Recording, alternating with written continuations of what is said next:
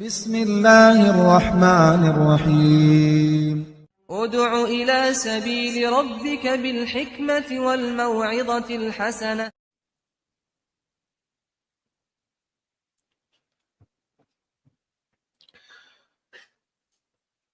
الحمد لله رب العالمين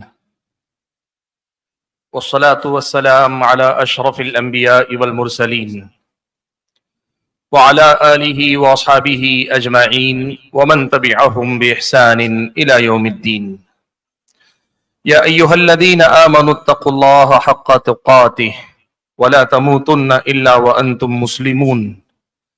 يا أيها الناس اتقوا ربكم الذي خلقكم من نفس واحدة وخلق منها زوجها وبث منهما رجالا كثيرا ونساء واتقوا الله الذي تساءلون به والأرحام إن الله كان عليكم رقيبا. يا أيها الذين آمنوا اتقوا الله وقولوا قولا سديدا يصلح لكم أعمالكم ويغفر لكم ذنوبكم ومن يطع الله ورسوله فقد فاز فوزا عظيما. أما بعد فأعوذ بالله من الشيطان الرجيم. بسم الله الرحمن الرحيم. يا أيها الذين آمنوا اتقوا الله وذروا ما بقي من الربا إن كنتم مؤمنين فإن لم تفعلوا فأذنوا بحرب من الله ورسوله وإن تبتم فلكم رؤوس أموالكم لا تظلمون ولا تظلمون. محترم علماء کرام، بزرگوں، نوجوان بھائیوں اور پردہ نشین خواتین اسلام، آج کا یہ جو ایک روزہ عظیم الشان پروگرام اسلام کا نظام تجارت کے عنوان کے تحت منعقد ہوا ہے، اس کی ایک شق کے طور پر مجھے سود کی موجودہ شکلیں اور ان کا علاج اس عنوان پر گفتگو کرنے کو کہا گیا ہے۔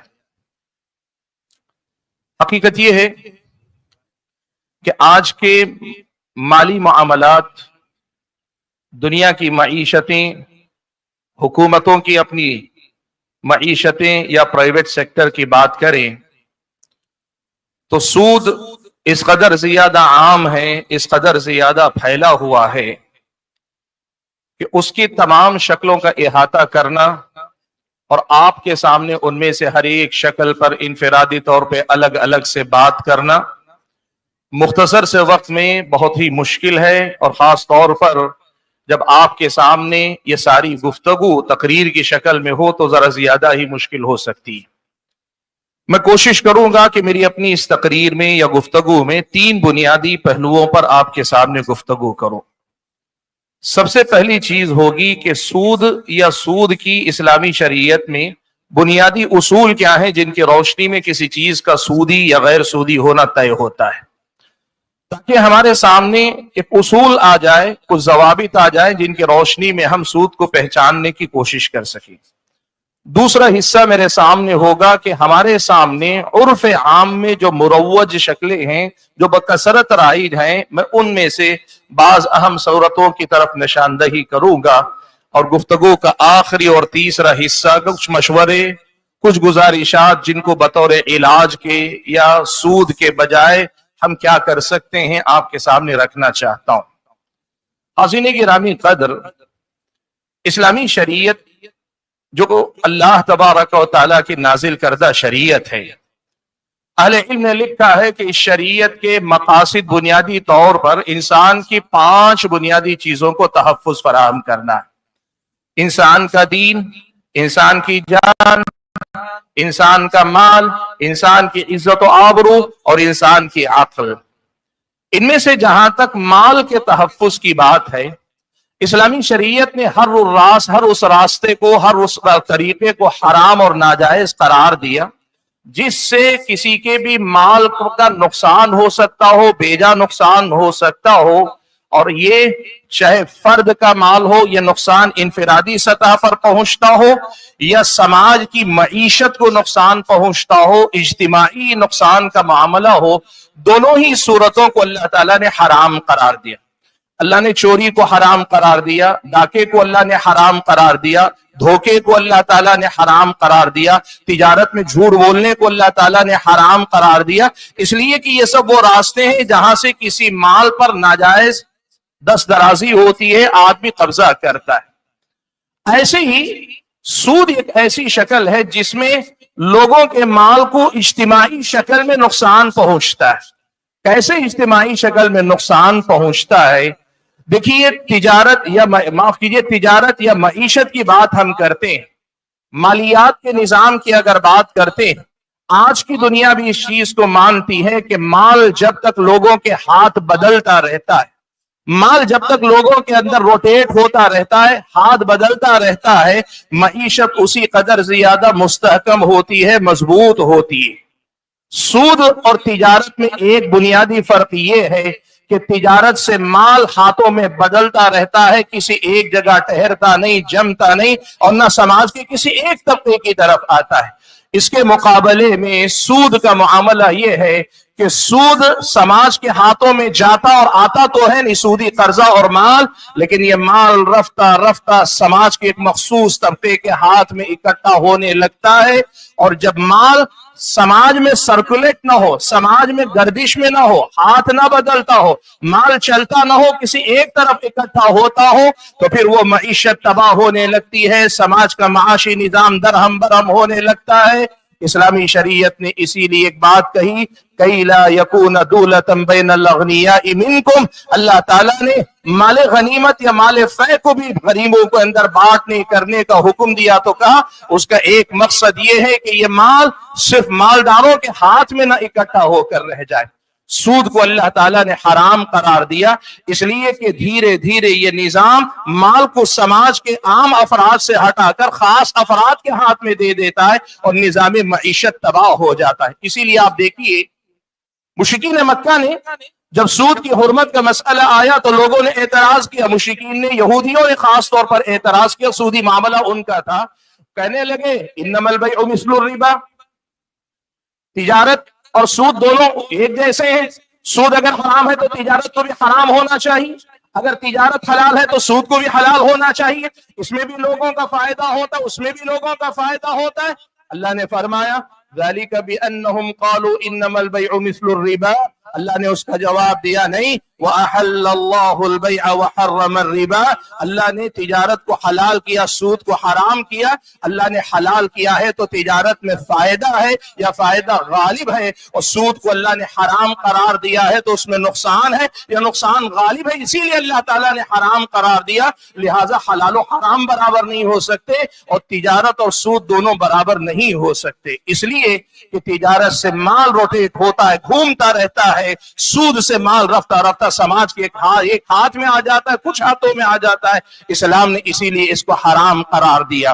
اور حاضرین گرامی قدر، یہیں سے یہ نکتہ ہم اور آپ سمجھ لیں کہ دنیا چاہے آج سود کے جتنے فائدے گنائے، قرآن کی آیت کے اس ایک ٹکڑے میں اللہ تعالیٰ نے سارے فائدوں کا جواب دے دیا، کہا سود سود ہے، وہ تجارت کی جگہ نہیں لے سکتا، سود سود ہے، وہ تجارت کا بدیل نہیں ہو سکتا، اور سود سود ہے، چاہے جتنے فائدے ہو، بہرحال اس کا نقصان اس کے فائدے پہ غالب ہے، اسی لیے اللہ تعالیٰ نے سود کو حرام قرار دیا ہے۔ حاضرین گرامی قدر، اسلامی شریعت میں سود کو حرام قرار دیا گیا، کئی حدیثیں ہیں جن میں سود کی حرمت کا مسئلہ، اس کی سزا، اس کی قباحت وغیرہ آئی، میں گفتگو کو اس سے آگے لے جاتا ہوں، اس لیے کہ کم وقت میں کئی باتیں آپ کے سامنے رکھنی۔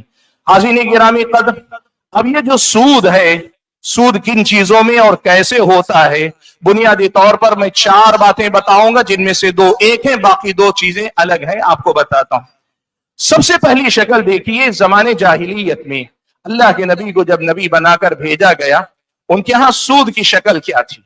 موطا امام مالک کے اندر تابعی زید بن اسلم رحمہ اللہ کا یہ اثر مروی ہے، وہ بتاتے ہیں کہ ربا الجاہلیہ، زمانے جاہلیت میں سود کا طریقہ یہ تھا کہ ایک آدمی ایک مبلغ کسی آدمی کو قرضہ دیتا، 1 ہفتے کے لیے، 10 دن کے لیے، جو بھی مدت طے ہوتی، جب مدت آتی، وہ مدت پوری ہوتی، اس کے پاس پہنچتا اور پہنچ کر کہتا تقضی ام تربی، پیسہ دو گے یا پھر یہاں سے سود میں حساب کرنا شروع کروں؟ آدمی کے پاس پیسہ ہوتا پیسہ دے دیتا، قرض قرض کی شکل میں ختم ہو جاتا، اور آدمی کے پاس دینے کے لیے پیسہ نہیں ہوتا تو وہ کہتا مان لو جیسے میں نے 1000 روپے آپ کو دیا ہے تو آج سے اس کا حساب 1100 روپے کا پکڑ لو، آج سے میرا 1100 روپیہ تمہارے پاس ہے۔ گویا قرض کے بدلے میں اس نے 100 روپے کو لیا اور اسے راس المال، حالانکہ ہاتھ میں نہیں آیا، لیکن اس سے کہا کہ راس المال شمار کر لو۔ یہ زمانے جاہلیت کا سود تھا۔ اور پھر ہوتا یہ، اگلی مدت جو طے ہوتی 1 مہینہ 2 مہینے 3 مہینے، اگر اس مدت تک لوٹا دیتا سود سمیت تو ٹھیک، اور اگر نہیں لوٹا تھا تو پھر وہاں سے کہتا کہ اب پورے 1100 روپے کا سود ملا کر راس المال بنا لو، یہاں سے میرا پیسہ مان لے 1300 روپے ہو جائے گا، 1300 روپے کا سود تو مجھے دینا۔ اللہ نے پہلے والے سود کو بھی حرام قرار دیا، اور دوسری شکل جسے سود مرکب، پہلی شکل میں آپ کے راس المال آپ کے اصل پیسے پہ سود تھا، دوسری شکل میں آپ کے راس المال اور اس کے ساتھ جو اضافی سود کا پیسہ جو راس المال بنا دیا گیا اس کا بھی سود تھا، اسے سود مرکب کہا جاتا ہے۔ اللہ نے اس کو بھی حرام قرار دیتے ہوئے کہا یا ایھا الذین آمنوا لا تأکلوا الربا اضعافا مضاعفا، اللہ تعالیٰ نے سود مرکب کو بھی حرام قرار دیا۔ بات آگے بڑھانے سے پہلے کہہ دوں، بہت سارے لوگ جو عقلانیت کے مارے ہوتے ہیں وہ اکثر ایک بات آ کر کہتے ہیں کہ علماء نے سود کو سمجھا ہی نہیں۔ کیوں نہیں سمجھا ہے؟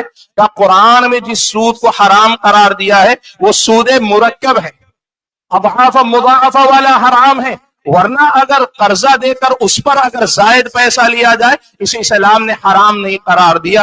اللہ کے بندو، اللہ نے اسے بھی حرام قرار دیا، اسے بھی حرام قرار دیا۔ سود مفرد ہو یا سود مرکب ہو، دونوں کو اللہ تبارک و تعالیٰ نے حرام قرار دیا ہے، اور 2 الگ الگ آیتوں میں آپ ان کا مشاہدہ کر سکتے ہیں۔ حاضرین گرامی قدر، زمانے جاہلیت میں یہ سود کی شکل تھی۔ ہمارے زمانے میں سود کی جو شکل ہے اس سے ملتی جلتی شکل ہمارے زمانے میں بھی سود کی سب سے نمایاں شکل ہے، وہ یہی کہ قرض کے بدلے میں سود لیا جائے۔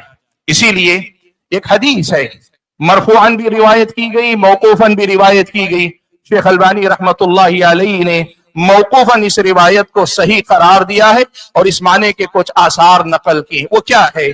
کل قرض جر منفعتا فہو ربا، اور وہ قرض جس کے بدلے میں بندہ کسی بھی قسم کی منفعت چاہتا ہے، اخروی منفعت نہیں، ثواب کی بات نہیں، دنیاوی کوئی بھی منفعت اگر آدمی چاہتا ہے، چاہے وہ مادی ہو پیسے کی شکل میں یا معنوی ہو کسی بھی قسم کی منفعت فائدے کی شکل میں، اسلامی شریعت کی نظر میں یہ سود ہے۔ قرض کے بدلے میں منفعت لینا، چاہے آپ مشروط لیں کہ پہلے سے آپ نے فکس کیا ہوا ہے، یا آپ نے فکس نہیں کیا ہے لیکن شرط رکھ دی ہے جب لوٹاؤ تو کچھ ملا کے دے دینا۔ ہمارے سماج میں دونوں طرح کے لوگ ہیں، کچھ لوگ کہتے ہیں 1000 روپیہ دے رہا ہوں، 1 مہینے کے بعد 1100 روپیہ دینا، اور کچھ لوگ کہتے ہیں کہ 1000 روپیہ دے رہا ہوں، کماؤ دھماؤ، جب لوٹاؤ تو مجھے بھی کچھ ملا کے دے دینا۔ کہتے ہیں میں نے فکس نہیں کیا تو سود کہاں سے؟ قرض کے بدلے میں اگر آپ منفعت چاہتے ہیں، یہ اسلامی شریعت کی نظر میں سود ہے، اور یہ منفعت حصی پیسے کی شکل میں بھی ہو سکتی ہے، معنوی بھی ہو سکتی ہے، جیسے میں آپ کے سامنے 2 مثالوں سے بات کو واضح کروں گا۔ اسلامی شریعت کی نظر میں ایسا سود یا ایسی شکل سود قرار پاتی ہے اور یہ حرام ہے۔ آپ دیکھیے حضرت ابن عباس رضی اللہ تعالیٰ عنہما کے پاس ایک صحابہ آئے، کہنے لگے میں نے ایک آدمی نے جو مچھلی پکڑنے والا آدمی ہے، اس آدمی نے مجھ سے 20 درہم قرضہ لیا، اور جب سے قرضہ لیا ہے روزانہ جب بھی ملتا ہے ایک آدھ مچھلی ہدیے میں دیتا ہے، ہدیے تحفے میں دے رہا ہے۔ حضرت ابن عباس نے پوچھا اب تک اچھا ہدیے میں دیا ہے، اور میرا طریقہ یہ کہ جب بھی وہ مچھلی دیتا ہے میں کھاتا نہیں ہوں، بازار میں لے کے بیچ دیتا ہوں اور پیسہ لے لیتا ہوں۔ حضرت ابن عباس نے پوچھا ایسے اس سے تحفے میں آئی ہوئی مچھلیاں لے جا کر بیچتے بیچتے اب تک کتنے روپے کتنے درہم کمائے ہیں؟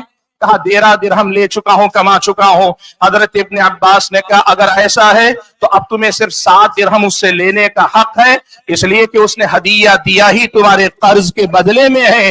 اسی لیے یاد رکھیے قرض کے بدلے میں اگر کوئی منفعت آپ کو ملتی ہے وہ منفعت اسلامی شریعت کی نظر میں سود کے زمرے میں آتی ہے۔ بعض اہل علم نے امام ابو حنیفہ رحمۃ اللہ علیہ کے مناقب میں یہ واقعہ نقل کیا ہے کہ ایک آدمی کو قرضہ دیا، قرض کی وصولی کا وقت آیا تو گئے اس کے دروازے پر کھڑے ہو گئے, دروازہ پر کھٹکھٹانے لگے. دھوپ کا, گرمی کا موسم, دھوپ میں امام ابو حنیفہ کھڑے ہوئے ہیں. وہ آدمی باہر نکلا, امام ابو حنیفہ کو دیکھا تو پریشان ہوا, کہنے لگا کیا مسئلہ؟ کہا میں اپنی وصولی کے لیے آیا ہوں. تو اس نے کہا کیا ہی اچھا ہوتا, یہ میرا درخت ہے, میرے دکان, میرے مکان کا درخت ہے اور اس کا سایہ تھا, آپ دھوپ میں کھڑے ہوئے ہیں. امام ابو حنیفہ رحمت اللہ علیہ نے کہا مجھے یہ ڈر ہے کہ میں قرض جب تک تم سے وصول نہ لوں تب تک اگر تمہارے گھر کے درخت کے سائے سے بھی فائدہ اٹھاؤں گا تو یہ سود میں جائے گا. اسلامی شریعت کی نظر میں یہ مسئلہ صاف ہے, یاد رکھیے. قرض اگر آپ نے دیا ہے, اس کے بدلے میں اگر آپ منفعت لینا چاہتے ہیں تو اسلامی شریعت کی نظر میں یہ سود شمار کی جاتی ہے. حاضرین گرامی قدر, یہ دو شکلیں ہیں زمانے جاہلیت میں جیسے ہوتا, یہ آج ہمارے زمانے میں ہوتا ہے. یہ قرض کی یا سود کی غالب شکلیں ہیں سود کی. اس سے ہٹ کر پیارے نبی صلی اللہ علیہ وسلم نے سود کی کچھ اور شکلیں بھی گنائی. صحیح مسلم کی روایت میں حضرت عبادہ بن صامت رضی اللہ تعالیٰ عنہ روایت فرماتے ہیں, اللہ کے نبی صلی اللہ علیہ وسلم نے فرمایا الذهب بالذهب والفضة بالفضة والبر بالبر والشعير بالشعير والتمر بالتمر والملح بالملح مثلا بمثل سواء بسواء يدا بيد. اللہ کے نبی نے 6 چیزیں گنائی. سونا سونے کے بدلے, چاندی چاندی کے بدلے, گیہوں کے بدلے میں, جو کے بدلے میں, کھجور کے بدلے میں, اور نمک کے بدلے میں اگر بیچا جائے 2 شرطوں کا خیال رکھنا پڑے گا. ایک تو یہ کہ کوالٹی کا کوئی اعتبار نہیں ہوگا اگر یہ اپنی ہی جنس کے مقابلے میں بیچے جائیں. نیا سونا پرانا سونا دونوں ایک ہی, نئی چاندی پرانی چاندی دونوں ایک ہی, کھجور چاہے وہ اجوا ہو یا کوئی ردی کھجور ہو دونوں ایک ہی, چاول چاہے آپ کا باسمتی ہو یا معمولی ہو دونوں ایک ہی. آپ یوں سمجھے گیہوں چاہے اعلیٰ درجہ شربتی ہو یا عام ہو دونوں ایک ہی. اللہ کے نبی نے کہا یہ اجناس جب ایک دوسرے کے مقابلے میں بیچی جائیں گی تو 2 باتوں کا خیال رکھنا ہوگا. ایک تو یہ کہ برابر ہوں گی, کمی زیادتی ہوگی تو یہ سود ہو جائے گا, اور دوسرا یہ کہ ایک ہاتھ دے ایک ہاتھ لے میں معاملہ طے ہونا چاہیے. آج میں دے رہا ہوں, کل آپ اس کے بدلے میں برابر کا بھی دیں گے تو اسلامی شریعت کی نظر میں یہ سود ہوگا. کمی زیادتی کرے تو اسے ربا الفضل کہتے ہیں, اور اگر ادائیگی میں ایک ہاتھ دے دوسرے ہاتھ لے نہ ہو, تاخیر اگر ہو تو اسے ربا النسیہ کہتے ہیں. اسلامی شریعت کی نظر میں سود کے یہ بنیادی اصول ہیں. اب اس میں سمجھے آپ, اہل علم نے ذکر کیا, اللہ کے نبی نے فرمایا البتہ اگر یہ اجناس بدل جائے, آپ نے گیہوں کو جو کے بدلے میں بیچا یا آپ نے سونے کو چاندی کے بدلے میں بیچا تو آپ چاہیں تو کمی زیادتی کر سکتے. 1 کلو گیہوں کے بدلے میں 2 کلو جو لینا چاہیں کمی زیادتی ہو سکتی ہے. یہاں زیادتی فضل کمی زیادتی میں ہو سکتی ہے, لیکن یدم بیدن ہونا چاہیے, ایک ہاتھ دے دوسرے ہاتھ لے ہونا چاہیے. اس حدیث کی روشنی میں 2-3 بڑی اہم باتیں بتا دوں اور پہلا حصہ مکمل کر لوں. پہلی بات, سونا سونے کے بدلے میں, چاندی چاندی کے بدلے میں, اور آج کے دور میں کرنسی, کسی بھی ملک کی کرنسی مستقل ایک جنس مانی جائے گی. روپیہ مستقل ایک جنس ہے, ریال مستقل جنس ہے, ڈالر مستقل جنس ہے. ان سب میں فائدہ یہ ہے کہ اگر آپ روپیے کو روپیے کے بدلے میں, ریال کو ریال کے بدلے میں, ڈالر کو ڈالر کے بدلے میں اگر لین دین کریں گے, آپ کو برابر کرنا چاہیے, اور ایک ہاتھ دے ایک ہاتھ لے ہونا چاہیے.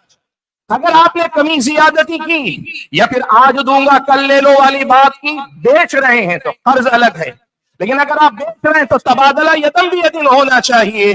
اسلامی شریعت کی نظر میں سود اس طرح آتا ہے کہ جب سونا چاندی یا کوئی بھی کرنسی اپنی ہی جنس کے مقابلے میں, اپنی ہی جیسی چیز کے مقابلے میں بیچی جائے تو برابر بھی ہونا چاہیے. یدم بیدن, ایک ہاتھ دے ایک ہاتھ لے ہونا چاہیے. کمی زیادتی ہو یا آگے پیچھے ہو تو یہ سود ہوتا ہے.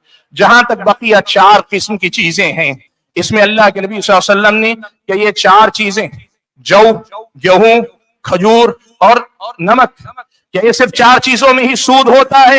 فقہا کے قول کے مطابق, راجح قول کے مطابق, ہر وہ چیز جو غذا ہے, جو ناپی جا سکتی ہے یا تولی جا سکتی ہے, ان چیزوں میں یہی اصول رائج ہوگا کہ اگر وہ اپنی ہی جنس کے مقابلے میں بیچے جائیں تو پھر ایسی صورت میں برابر ہونا چاہیے, ایک ہاتھ دے ایک ہاتھ لے کے اصول پہ ہونا چاہیے. بھائیو, یہ سودی معاملات کے وہ بنیادی اصول ہیں جن پر معاملات طے کیے جاتے ہیں. چلیے آگے بڑھتے ہیں دوسرے حصے کی طرف. اب ان اصولوں سے ہٹ کر ہمارے سماج میں جو سود کی شکلیں رائج ہیں وہ کیا کیا شکلیں ہیں؟ کئی شکلیں ہیں، میں بڑی تیزی سے آپ کے سامنے گنا دیتا ہوں اور بتاتا ہوں کہ یہ سود کیوں.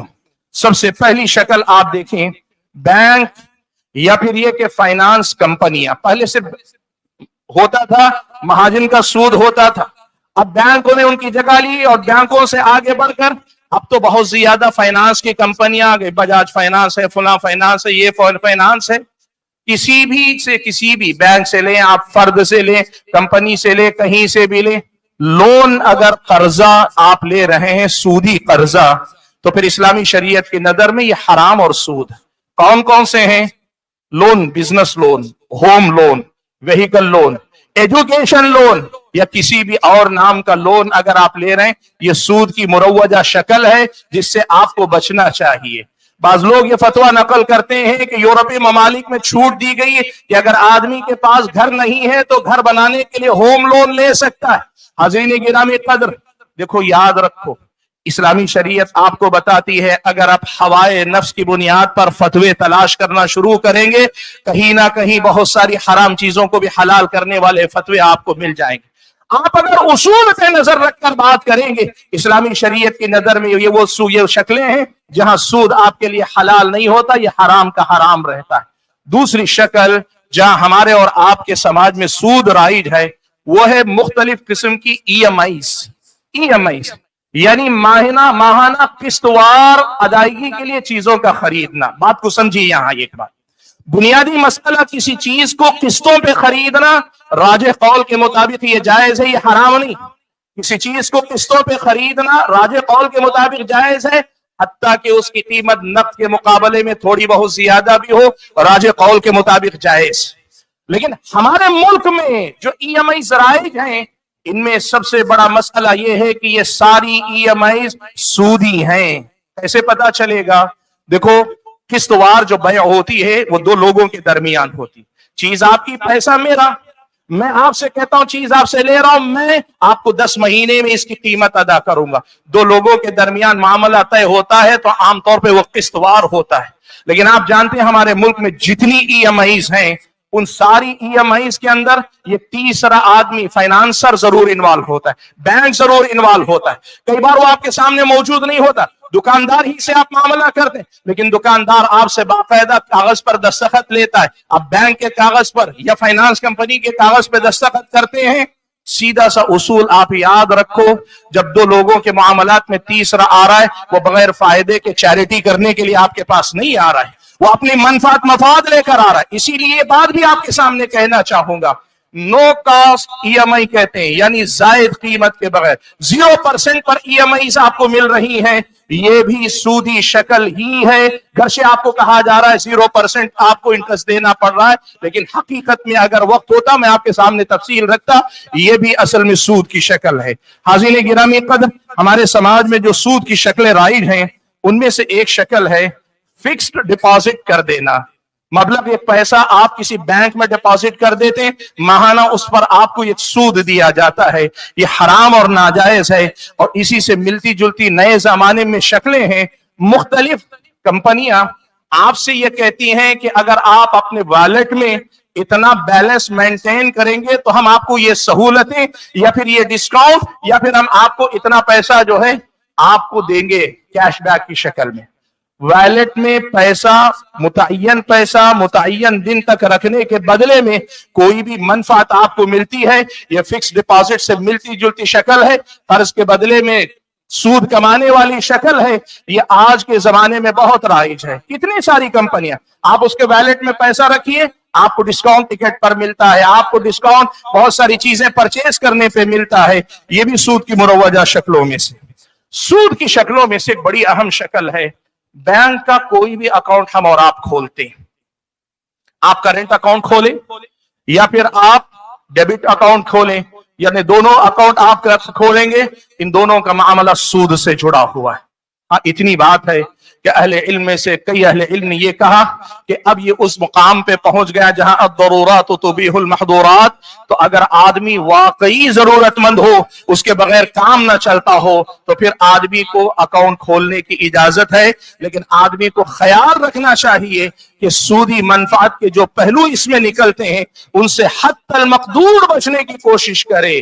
کرنٹ اکاؤنٹ کے اندر بھی سودی منفعت ہے۔ لوگ سمجھتے ہیں کرنٹ اکاؤنٹ پہ ہم کو جو ہے منفعت نہیں ملتی، ہم کو کوئی جو ہے انٹرسٹ کوئی پے نہیں کرتا، نہیں۔ کرنٹ اکاؤنٹ میں بھی آپ سے بینک چاہتا ہے کہ آپ ایک ماہ کے اندر متعین مبلغ کی ٹریڈنگ ٹرانزیکشن ہونا چاہیے، اسی کے بدلے میں یہ ساری سہولتیں، یہ بینک، یہ چیک اور یہ ادائیگی کی سہولتیں، یہ سب اسی کے بس آپ کو فراہم کر رہا ہے۔ یاد رکھیے، کرنٹ اکاؤنٹ ہو یا پھر یہ کہ آپ کا ڈیبٹ اکاؤنٹ ہو، دونوں ہی کے اندر سود کا معاملہ ہے، لیکن یہ ان معاملات میں ہے جن میں مجبوری کی صورت میں اختیار دیا گیا ہے۔ لیکن اس کا ذکر اس لیے کر رہا ہوں کہ لوگوں کو خیال رکھنا چاہیے کہ حتی المقدور کوشش کریں کہ یہ بھی بقدر ضرورت۔ الضرورات تقدر بقدرها، الضرورات تبیح المحظورات ہے تو اس کے ساتھ الضرورات تقدر بقدرها بھی ہے۔ اس اصول کا خیال رکھتے ہوئے معاملے کو آگے بڑھانے کی کوشش کریں۔ میرے بھائیوں، سود کی شکلوں میں سے ایک اور شکل جو ہمارے سماج میں رائج ہے، یہ ہے کریڈٹ کارڈ۔ بینکوں کے کریڈٹ کارڈ ہوں یا کسی دوسری کمپنی کے کریڈٹ کارڈ ہوں، مختلف کمپنیاں آپ کو کریڈٹ کارڈ دیتی ہیں۔ یاد رکھیے گا، کریڈٹ کارڈ کا یوز کرنا اور اس کا استعمال کرنا یہ سودی معاملہ ہے۔ اسلامی شریعت کی نظر میں کریڈٹ کارڈ کا استعمال جائز نہیں ہے، حرام ہے، یہ مسئلہ یاد رکھیے۔ بڑی اہم ایک بات بتا رہا ہوں، ذرا اس بات کی طرف توجہ دیجیے گا۔ آج آپ کو ایک بڑی اہم بات سمجھنی پڑے گی۔ بہت سارے بینکس یہ کہتے ہیں کہ کریڈٹ کارڈ میں ہم آپ کو یہ سہولت دے رہے ہیں کہ آج آپ کریڈٹ لے لیجئے، ₹1,00,000 لے لیجئے، ₹2,00,000 لے لیجئے، ₹5,00,000 لے لیجئے۔ آپ جو پیسہ لے رہے ہیں اگر 30 دن یا 45 دن میں لوٹا دیں گے تو جتنا لیا ہے اتنا ہی لوٹانا پڑے گا، جتنا لیا ہے اتنا ہی لوٹانا پڑے گا، اس پر کوئی انٹرسٹ آپ کو دینے کی ضرورت نہیں ہے۔ معاف کرنا، بہت سارے لوگ اس کے دھوکے میں آتے ہیں اور یہ کہتے ہیں جتنا لے رہے ہیں اتنا ہی جب ادا کر رہا ہے تو پھر اس میں سود کا کوئی معاملہ نہیں ہے، تو کریڈٹ کارڈ جائز ہے اگر آدمی اتنی ہی مدت میں لوٹا دے جتنی لمیٹڈ مدت ہے۔ بہت غلط ہے، 100 بار غلط ہے یہ۔ اور اگر کوئی عالم دین یہ فتویٰ دے رہے ہیں، مجھے پتا چلا بعض شہروں کے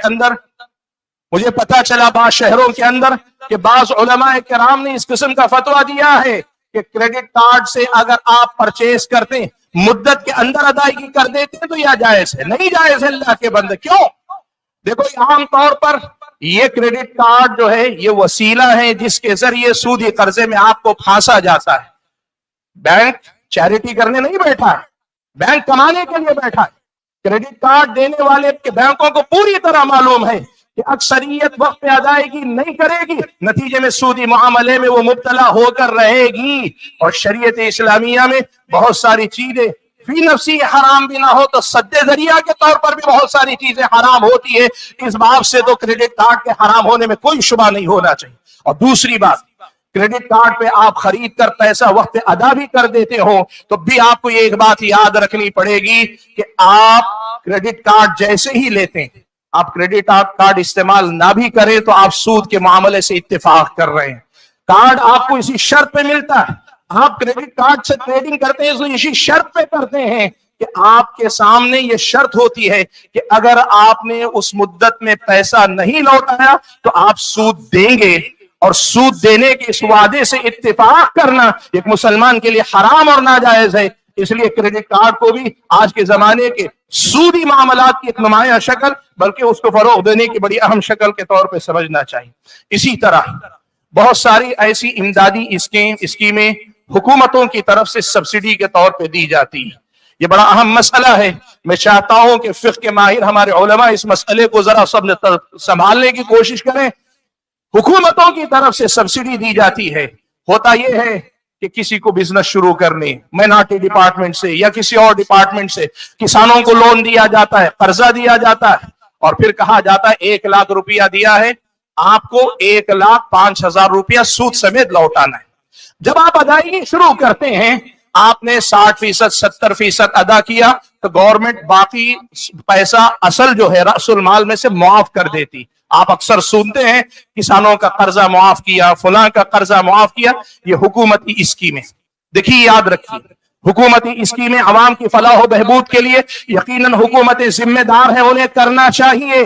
لیکن مسئلہ یہ ہے کہ حکومتیں جتنی بھی امدادی اسکیمیں جاری کرتی ہیں, اس میں ادائیگی جب شروع ہوتی ہے تو اصل سے پہلے سود کی وصولی ہوتی ہے. اصل سے پہلے راس المال سے پہلے سود لیا جاتا ہے. آپ کی پہلی ادائیگی سود کی ہوتی ہے, اس کے بعد میں جا کے پیسہ جو ہے راس المال میں سے ادا ہوتا ہے.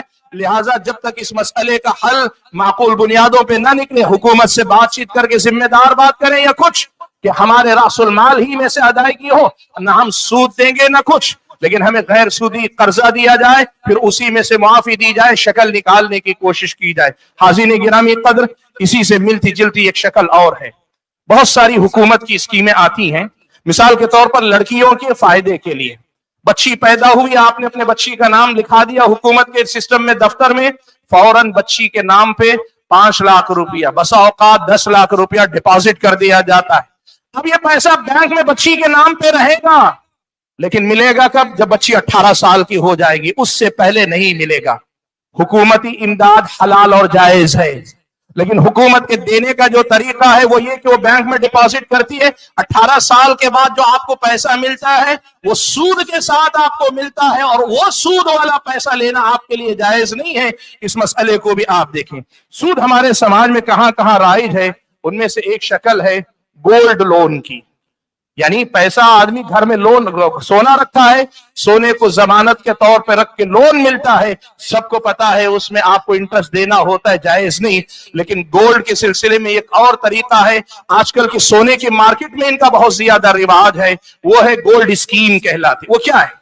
آج آپ کے پاس 1000 روپیہ ہے, آپ اپنا اکاؤنٹ کھلوا دیجئے دکاندار کے پاس, 1000 روپیہ آپ نے جمع کر دی, کل گئے 2000 روپیہ جمع کر دی, سال بھر کے بعد آپ کا جتنا پیسہ جمع ہوگا اتنے کا سونا وہ ایک ساتھ آپ کو دیں گے.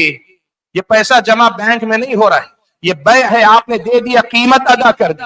اور بعض سونے کے دکاندار ایک معاملہ رکھتے ہیں, آج آپ 1000 روپیہ جا رہے ہیں تو جتنے ملی 1000 روپیہ کا سونا ہوتا ہے وہ آپ کے حساب میں لکھ دیا جاتا ہے. ایسے ہی ایک سال بھر, آپ سال بھر جتنا جمع کر پائے سال کے آخر میں آپ سے لے لیا جاتا ہے. اس قسم کی اسکیموں کو گولڈ اسکیم کہا جاتا ہے.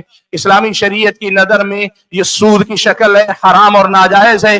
پیسے کو یا سونے کو آپس میں ایک دوسرے کے بدلے میں خریدے تو کمی زیادتی ہو سکتی ہے, لیکن یدم بھی یدین ہونا چاہیے, ایک ہاتھ دو ایک ہاتھ لو ہونا چاہیے. یہاں ایسا کوئی معاملہ نہیں ہوتا. لوگ کہتے ہیں نہیں ہمارے اکاؤنٹ میں لکھ دیا جاتا ہے. شریعت مطہرہ کی نظر میں آپ کے اکاؤنٹ میں لکھنا یہ کافی نہیں, مال آپ کے حوالے کرنا ضروری ہے. اس لیے یہ گولڈ کی اسکیمیں بھی سود کی مروجہ شکلوں میں سے ایک ہیں.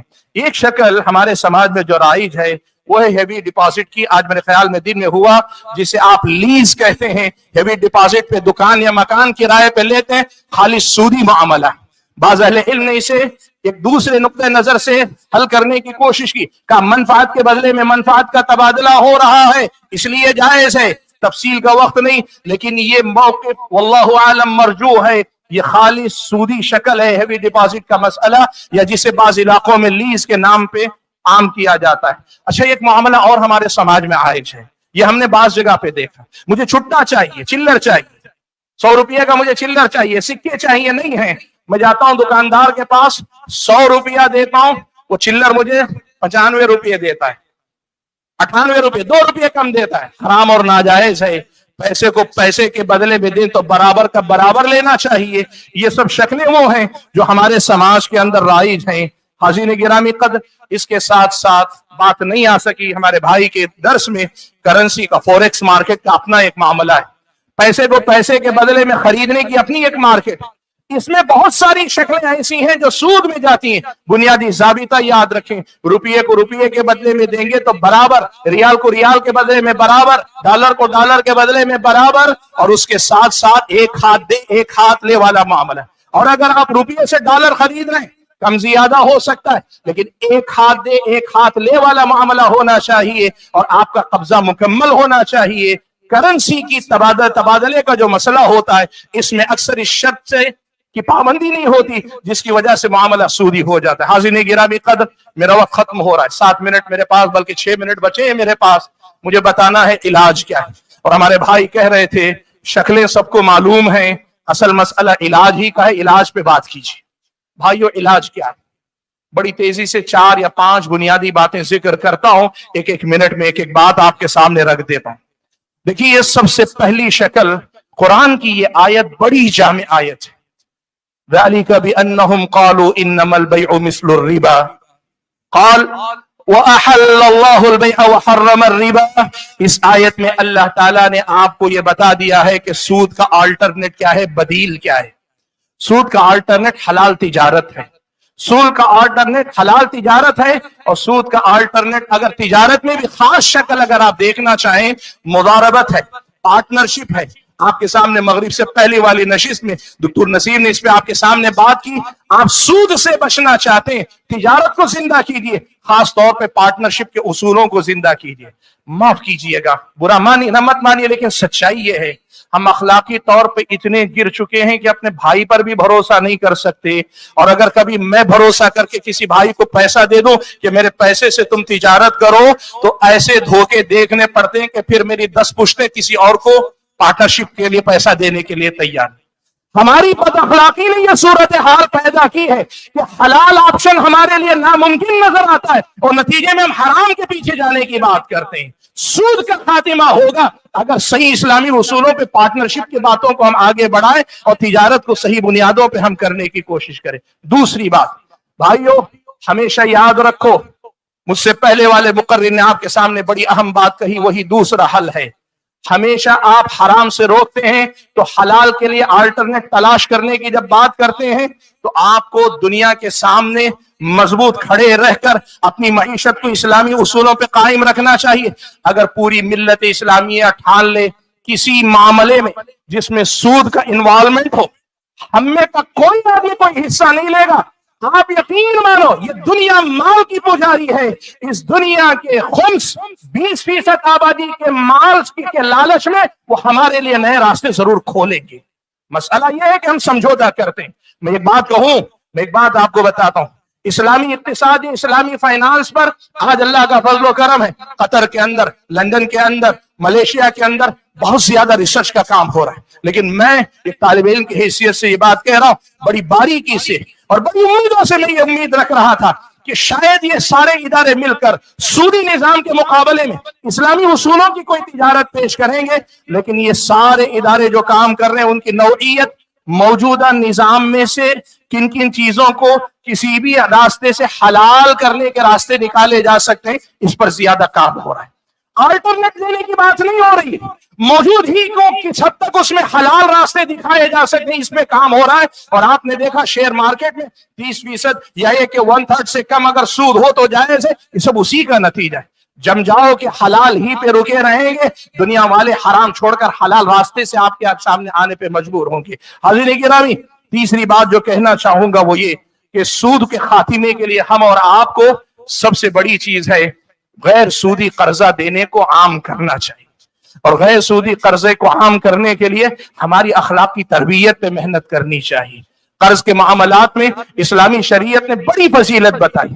اللہ کے نبی نے یہاں تک فرمایا، آپ نے کسی کو پیسہ دیا، اس آدمی نے تنگی کی وجہ سے نہیں لوٹایا تو آپ نے مہلت دی، تو اللہ کے نبی نے فرمایا جتنے دن آپ نے اسے مہلت دی، روزانہ آپ کے اتنے پیسہ صدقہ کرنے کا ثواب اللہ تعالیٰ آپ کو دیتا رہے گا۔ اور اگر آپ 1 مہینے کی آپ نے مدت دی اور وہ آدمی 1 مہینے میں ادا نہیں کر رہا ہے، آپ گئے اس کی تنگی کو دیکھا اور آپ نے کہا مزید مہلت دیتا ہوں، کہا وہاں سے روزانہ دگنا اجر ملے گا۔ کوئی سودی کمپنی آپ کو اتنا فائدہ نہیں دے سکتی جو منفعت اخروی اللہ تعالیٰ نے اس غیر سودی قرضے پہ اللہ تعالیٰ نے وعدہ کیا ہے۔ اپنے سماج میں جانتا ہوں، میں نے کہا نا کہ ہماری بد اخلاقی کی وجہ سے قرض دینا آج دنیا کی بڑی بیوقوفی نظر آتا ہے، لیکن اس کا مطلب نہیں کہ لوگوں کے غلط تصرفات کی وجہ سے شریعت کی دی ہوئی حکمتیں اور فوائد کو ہم اور آپ نظر انداز کر دیں، اس غیر سودی قرضے کو رواج دیں۔ اور بھائیو، ایک بڑی اہم بات اور، محدود پیمانے پہ صحیح मस्जिद की हद तक सही, अपने मोहल्ले की हद तक सही इस्लामी बैतुल माल कायम करो, लोगों के पास से तबर्रुआत जमा कर छोटे छोटे कर्जे देने की कोशिश करो। यकीन मानो छोटे दुकानदार कर्ज में ज्यादा फंसे। जो छोटे दुकानदार 10,000 रुपया 15,000 रुपया कर्जा लेते हैं और उस पर 2,000 3,000 रुपये का कर्जा सूद अदा करते हैं। आप अगर बैतुल माल कायम करके महदूद पैमाने पे बगैर सूद का कर्जा देंगे, हो सकता है। लोग कहते हैं ऐसे तजर्बे नाकाम हुए, ये सच है, नाकाम हुए, मैं भी जानता हूं, लेकिन इसका मतलब ये नहीं कि हम सब मसले की तरफ, हल की तरफ सोचना छोड़ दें। होता क्या है, असल मसला वसूली का है। असल मसला वसूली का, हम कैसे कर्ज वसूल कर पाएंगे। बताओ, बैंक वाले वसूली के लिए कारिंदे मुतय्यन करके वो वसूल कर सकते हैं, तो क्या बैतुल माल वाले वसूली का कोई मुस्तहकम निजाम नहीं बना सकते? आप तय करेंगे तो अल्लाह रास्ते खोलेगा, आपको तय करना पड़ेगा कि हम ये रास्ता अपनाएंगे। और आखिरी बात कहकर मैं एक बात खत्म कर लूं मेरे भाइयों, एक बड़ी अहम बात, अपनी जरूरतों को महदूद कर लो, सूद से बच जाओगे। अपनी जरूरतों को महदूद कर लो, सूद से बच जाओगे। आज आप देख लो, जरूरत के लिए, यानी जरूरत जिसे शरीयत में जरूरत कहा जाता है कि जिसके बगैर आदमी का काम नहीं चल सकता, इस बुनियाद पे कर्जा लेने वाले खाल खाल को ही नजर आएगी, वरना सब दुनिया में ऊपर उठना चाहते हैं। झोंपड़ी से आदमी महल में, बड़े मकान में आना चाहता है, और बड़े मकान से और ज्यादा बड़े मकान में आना चाहता है, पैदल से सवारी पे आना चाहता है, टू व्हीलर से फोर व्हीलर पे आना चाहता है। आदमी दुनिया में बहुत ऊंचा उठना चाहता है, इसके चक्कर में आदमी सूद की दुनिया में जा रहा है। इसलिए अपनी जरूरतों को महदूद कर लो, अल्लाह के फضل व करम से सूद से बचने में आपको आसानी मिलेगी। और अगर इंतहाई शदीद जरूरत आपके पास है, इस्लामी शरीयत ने सूद के बगैर आपके लिए ज़कात का दरवाजा खुला रखा है। आप अगर वाकई इतने मजबूर हो गए, इलाज के लिए पैसा नहीं, तालीम के लिए पैसा नहीं, पेट में खाने के लिए पैसा नहीं, तन ढकने के लिए कपड़ा नहीं, इस्लामी शरीयत ने ज़कात का रास्ता आपके लिए रखा है। ज़कात ले लो, सूद मत लो। लोग कहते नहीं, ज़कात नहीं लेंगे, हमारी इज्जत नफ्स जाएगी। दीन जाए तो जाए, लेकिन आपकी इज्जत नफ्स ना जाए। दीन जाए तो जाए, आपकी इज्जत नफ्स ना जाए। अल्लाह के बंदो, इसी दीनी सोच के न होने का नतीजा है कि सूद अपनी जड़ें दिन ब दिन मजबूत करता जा रहा है। हाज़रीन गिरामी, ये कुछ हल थे जो बर वक्त मेरे सामने मुनासिब लगे। अल्लाह से मेरी दुआ है कि अल्लाह ताला मुझे और आप सभी हजरात और खवातीन को इन सूदी मामलात को समझ कर इनसे बचने और अपने समाज को सूद से पाक एक अच्छी मईशत पर कायम मुआशरा बनाने की तौफीक अता फरमाए। आमीन व आखिर दावाना अनिल हम्दुलिल्लाहि रब्बिल आलमीन।